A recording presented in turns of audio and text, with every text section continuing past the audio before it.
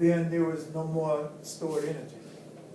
And so it's the sodium potassium pump that will take sodium and move it back against this gradient from lower to higher concentration. Anytime something is moved from lower to higher concentration, what supplies the energy? ATP. Okay?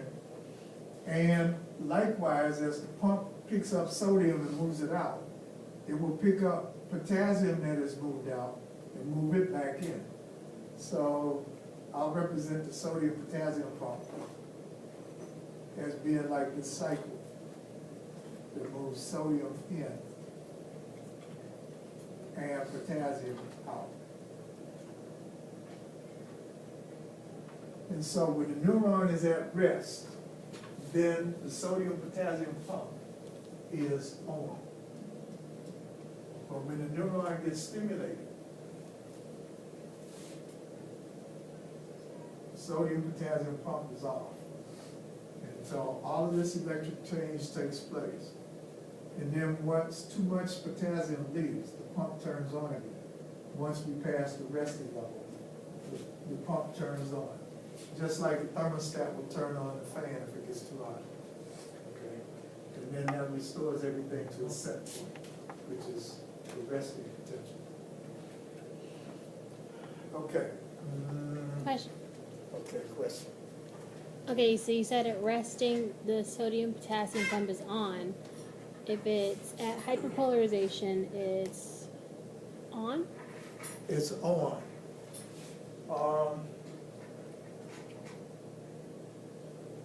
Why does it say it's off in the middle and it's on the side? Let's say we got a thermostat set at 70 degrees, okay? If it gets warmer than that, then the fan turns on and cools things down until you get to 70 degrees again, okay? Now, if it's already less than 70 degrees, the thermostat is still off. You don't need that heat if it's cooler than 70 degrees. But once you get hotter than 70 degrees, the thermostat turns on again. So when you say on, do you mean it's open? On means it's going to actively transport sodium out and potassium in. That's what I mean by on. Because when the pump is on, it moves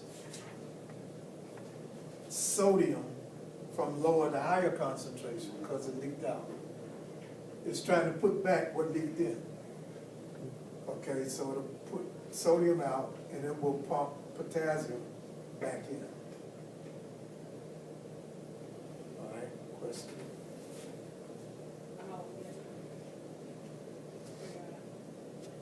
Oh, so that's why depolarization, so once it hits hyperpolarization, you said the NaK plus pump comes back on. Yes. So that means it's never gonna stay at hyperpolarization because the pump makes it go.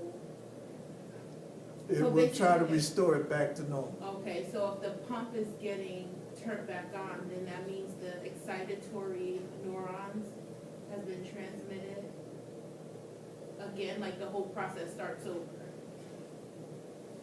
That means that whatever stimulated it is long gone, okay? And all the pump is interested in is I got to restore normal. I got to take it back to -7, Okay. okay? Now, we don't have time to go into how the signal is stopped. All right, I'll get to your question in a minute. But it's very important that nerve cells flash their signal and turn off. If the same nerve cell keeps flashing a signal, then you get an overreaction. That's what happens like with nerve gas. Nerve gas stimulates the nerves that make us breathe in. But if the gas keeps making us breathe in, we get stuck there and we suffocate. So you want it to turn on, turn off, you know, that's a variation of that.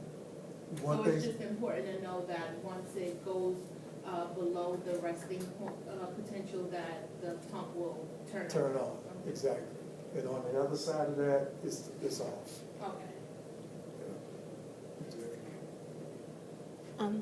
I'm just a little confused about like how you wrote it, because it says under graded potential, it says the sodium potassium pump is on, but pointing to the graded potential in the middle, it says that it's off, and then during hyperpolarization, it says it's on.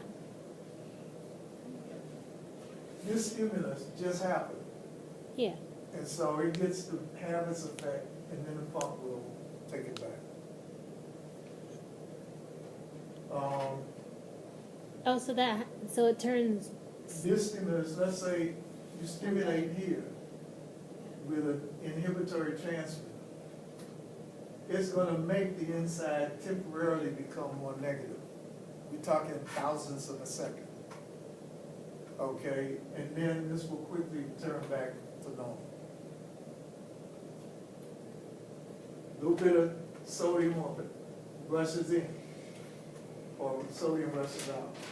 Okay, you get that, but it quickly turns back on in thousandths of a second. It quickly returns back to normal in thousandths of a second. Oh, okay. Okay. All right. I have one last concept to get across, and then we'll call it a day. This last concept is called signal coding.